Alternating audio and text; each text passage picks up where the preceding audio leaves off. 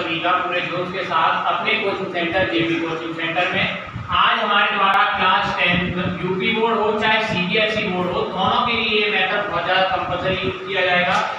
ये CBSE board वालों के लिए इस मेथड को बोला जाता है कंप्लीटिंग द स्क्वायर मेथड, और यूपी बोर्ड वालों के लिए पूर्ण वर्ग विधि द्वारा द्विघाती समीकरण को हल करना।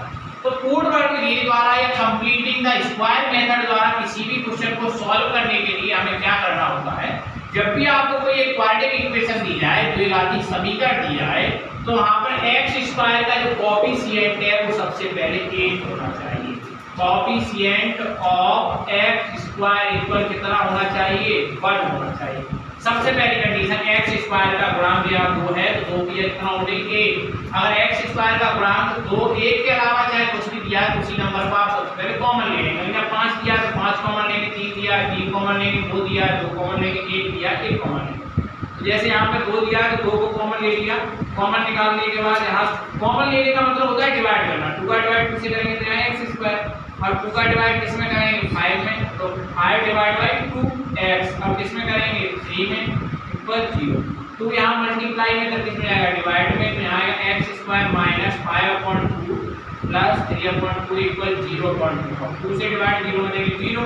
अब क्या करते हैं, x स्क्वायर का गुणांक 1 करने के बाद जब x स्क्वायर का गुणांक 1 हो जाए, उसके बाद x का जो कोएफिशिएंट होता है उसमें 2 का डिवाइड करते हैं। तो x का कोएफिशिएंट क्या है 5/2, 5/2 में 2 का करेंगे डिवाइड, तो 2 का डिवाइड किया यहाँ 1। अब क्या करते हैं, डिवाइड वाले फैक्टर को कैसे सॉल्व करते हैं, 5/2 डिवाइड किएगा मल्टीप्लाई 1 ऊपर 2 नीचे, यहाँ 5 का मल्टीप्लाई से 5 बन जाए 5 2 2 जा 4, यहाँ पे कितना आएगा 4। तो जो हमें वैल्यू मिलती है डिवाइड करने के बाद, सबसे पहला काम एक्स स्क्वायर का गुणांक 1 करना। पहला काम क्या है, एक्स स्क्वायर का गुणांक 1 करिए। यहाँ पर अगर कोई नंबर दिया उसको कॉमन ले लीजिए। कॉमन लेने का मतलब डिवाइड करिए। पहले 2 कॉमन लिया तो 2 का 2 से डिवाइड करा, 2 का जाएगा, 2 का 5 से डिवाइड करा, फिर 2 का डिवाइड 3 से करा बराबर 0। 2 मल्टीप्लाई में काट दिया गया डिवाइड में 0 के साथ। उसके बाद इतना काम करने के बाद x का कोएफिशिएंट जो भी है गुणांक है उसमें 2 का भाग, तो 2 का भाग 5 होते तो 2 का भाग, जो वैल्यू प्राप्त होगी उसी के स्क्वायर को ऐड कर देंगे, उसी के स्क्वायर को सबट्रैक्ट कर देंगे। यहाँ लिखेंगे 5/4 के वर्ग को जोड़ने तथा घटाने का, जोड़ने तथा घटाने पर। तो हम यहाँ पे ये कह सकते हैं, ठीक है, एडिंग एंड सब्ट्रैक्टिंग, ठीक है, y 5/2 का स्क्वायर, ठीक है ना। यहाँ पर हम क्या करेंगे 5/4 के वर्ग को जोड़ेंगे और घटा देंगे। x स्क्वायर का जो भी कोएफिशिएंट होगा, x square minus 5/2x plus 3/2 plus 5/4 का स्क्वायर ऐड कर दिया, 5/4 का स्क्वायर माइनस कर दिया। इससे इक्वेशन में कोई फर्क नहीं पड़ेगा, अगर प्लस माइनस के नंबर फिर से करके वही हमारे पास इक्वेशन रह जाएगी।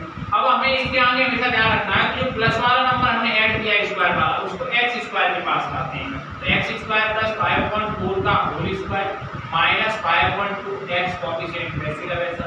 ये वाला नंबर माइनस का इधर का आएगा प्लस में, तो इसको उधर प्लस में 5/4 का स्क्वायर ये प्लस में आ गया। ये नंबर इधर प्लस का इधर का आएगा माइनस में, तो इधर का आ गया माइनस में। तो ये क्या बन गया a square plus b square minus 2ab। अगर माइनस लगा है तो माइनस 2ab, अगर प्लस है तो प्लस 2ab। अगर माइनस 2ab होगा तो a माइनस b का होल स्क्वायर बनेगा, और प्लस 2ab होगा तो a प्लस b का होल स्क्वायर बनेगा। a के प्लेस पे क्या है x, b के प्लेस पे क्या है 5/4, तो a के प्लेस पे है x और b के प्लेस पे क्या है 5/4, इसका स्क्वायर कर देंगे। a माइनस b का a माइनस b का होल स्क्वायर इक्वल 5 का स्क्वायर कितना 25, 4 का स्क्वायर 16 माइनस 3/2, ये वैसे का वैसा।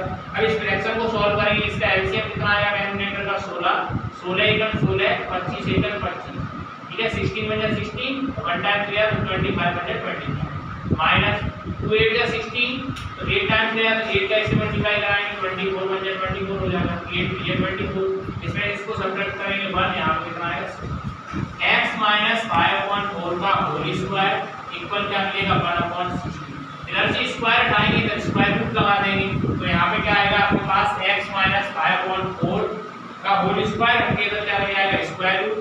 अब स्क्वायर रूट से आगे प्लस माइनस लगाते हैं, 1 का स्क्वायर 1 होता है, 16 4 का स्क्वायर होता है, यहाँ plus minus x minus 5/4 equal plus minus 1/4।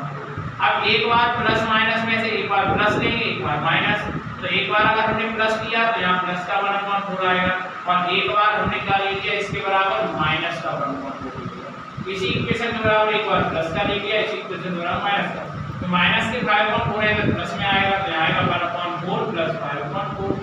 x equal हो जाएगा, डिनोमिनेटर सेम है तो हर ऊपर वाला जोड़ दिए जाएंगे, तो 6 यहाँ से 2 से 2 3 से 2 या 4, x बराबर आएगा 3। ऐसे ही यहाँ पे माइनस का है तो प्लस में आएगा, तो x इक्वल माइनस 1/4 प्लस 5/4। ये दोनों डिनोमिनेटर सेम है तो 4, ये माइनस का 1 ये प्लस का 5, प्लस 5 में से माइनस का 1 गया तो प्लस का 4/4, इससे इसको कट दिया। तो क्वाड्रेटिक इक्वेशन थी, तो क्वाड्रेटिक इक्वेशन में जो जीरोस होते हैं इक्वेशन के वो कितने होते हैं 2, तो 2 जीरोस हमारे पास आ गए 3/2। अगर आपको ये लगता है आंसर गलत है तो आप x की वैल्यू पहले यहाँ 3/2 पुट कर दीजिए, इसी इक्वेशन में यहाँ पे लाके 0 = 0 आ जाएगा, फिर x की वैल्यू 1 पुट कर दीजिए, 0 = 0 आ जाएगा, हमारे आंसर की जांच करें। तो मैं एक बार फिर समझाने की कोशिश करूंगा। मेथड क्या है, completing the square method. Hindi वालों के लिए पूर्ण वर्ग के द्वारा द्विघाती समीकरण को हल करना। तो आप सबसे पहले जो इक्वेशन आपको दी जाएगी क्वाड्रेटिक इक्वेशन, आपको उसमें ये देखना है कि स्क्वायर वाला जो कोएफिशिएंट है, x स्क्वायर वाला कोएफिशिएंट है वो 1 है या 1 से अलग है। अगर 1 है तो कुछ करने की जरूरत नहीं है, उसको सीधा सॉल्व करना शुरू कर देंगे। अगर 1 नहीं है, 1 के अलावा कोई भी है, जैसे यहाँ 2 है, अगर 3 होता, 4 होता, 5 होता, तो जितना भी होता है 1 के अलावा उसको कॉमन निकालते हैं। जैसे यहाँ 2 को कॉमन निकाला है, तो 2 को कॉमन निकाला तो यहाँ x स्क्वायर 2 का डिवाइड इसमें किया, 2 का डिवाइड इसमें किया, 2 मल्टीप्लाई में से डिवाइड कर दिया, 0 हो गया। अब उसके बाद क्या करना होता है, जो x का कोएफिशिएंट होता है, x के साथ जो कोएफिशिएंट होता है उसमें 2 का डिवाइड करते हैं, तो 2 का डिवाइड किया, इसमें हर एक में यही करना है। सबसे पहले x स्क्वायर का कोएफिशिएंट 1 बनाइए, 1 बनाने के बाद x के कोएफिशिएंट में 2 का भाग लीजिए, तो 2 का भाग किया तो वैल्यू आपको मिले क्या मिला 5/4। इसी के स्क्वायर को ऐड कर दीजिए, इसी के स्क्वायर को माइनस कर दीजिए, एक बार जोड़ दीजिए और एक बार घटा दीजिए, तो 5/4 का स्क्वायर प्लस कर दिया, 5/4 का माइनस स्क्वायर कर दिया। अब इस वाले प्लस वाले नंबर को x स्क्वायर के पास लाते तो इसको इधर लेके आए, तो ये आ गया x वाला कोएफिशिएंट ये रहा, ये प्लस का नंबर था माइनस में आ गया, ये माइनस वाला नंबर था प्लस में आ गया। हमेशा याद रखना है x वाला कोएफिशिएंट होगा वो हमेशा 2ab बनाएगा, x के साथ जो भी लिखा है ये क्या बनाएगा 2ab। अगर माइनस है तो -2ab बनाएगा, प्लस है तो +2ab बनाएगा। अगर -2ab होता है तो a - b का होल स्क्वायर होता है, और +2ab होता है तो a + b का होल स्क्वायर होता है। a की जगह पर x है, b की जगह पर 5/4 है, तो विस्तार बनाते हैं।